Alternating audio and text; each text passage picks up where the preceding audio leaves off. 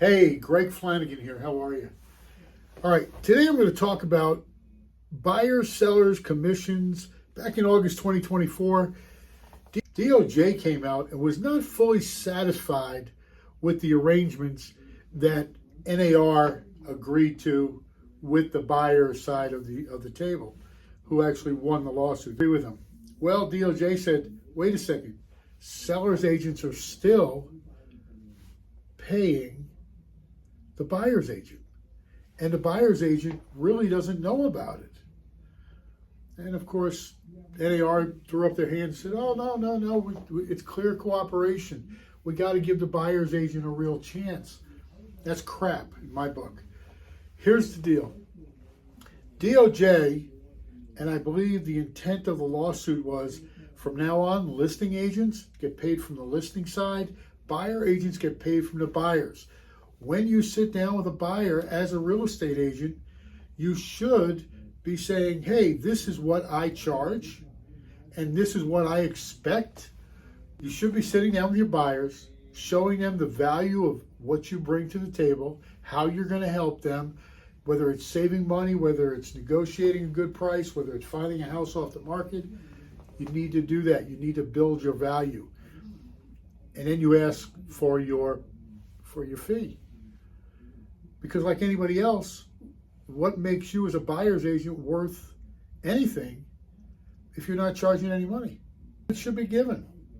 Build your value, build your presentation up, build your credentials.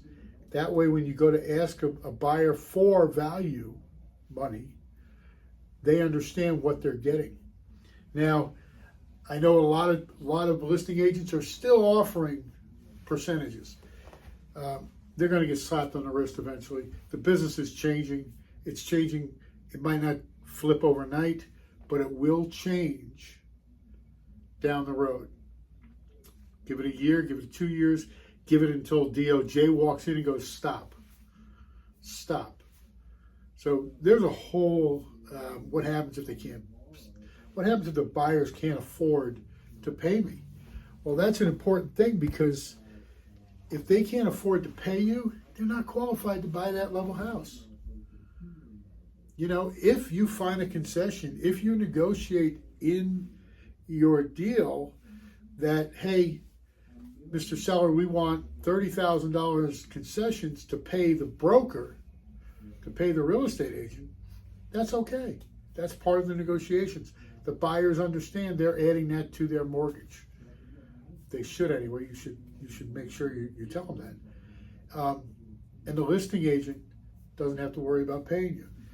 As a rule, brokerages should not be paying other brokerages to bring clients to them, in my eyes. My fee, when I sit down with a listing, this is my fee. Then we have a second conversation. So, Mr. and Mrs. Seller, what would you like, if anything, to entice a buyer's agent to come look at your house? What can I bribe them with?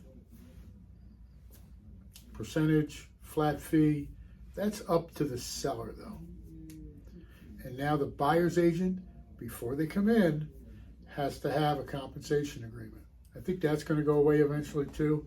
I think it's just going to say, no, you're not allowed. So get used to it. It's going to happen sooner than later. Get used to it and make sure you're up on it. Check your presentation. Make sure that you have value stacked in that presentation. And we can go through value stack another time, but make sure there's value in there. And don't forget to ask for the money. You are valuable. You do a service. You spend a lot of time on the road and researching and showing houses and putting up with crap. I understand that. I'm not saying you're not. And I think you're going to get paid more money. Let me know how you make out.